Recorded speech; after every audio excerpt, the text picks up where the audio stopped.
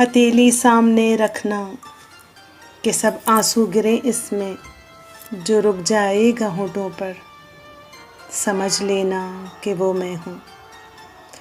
کبھی جو چاند کو دیکھو تو تم یوں مسکرا دینا، جو چل جائے ہوا ٹھنڈی تو آنکھیں بند کر لینا، جو جھونکا تیز ہو سب سے سمجھ لینا کہ وہ میں ہوں۔ جو زیادہ یاد آؤں میں تو تم جی بھر کے رو لینا، اگر ہچکی کوئی آئے سمجھ لینا کہ وہ میں ہوں۔ اگر تم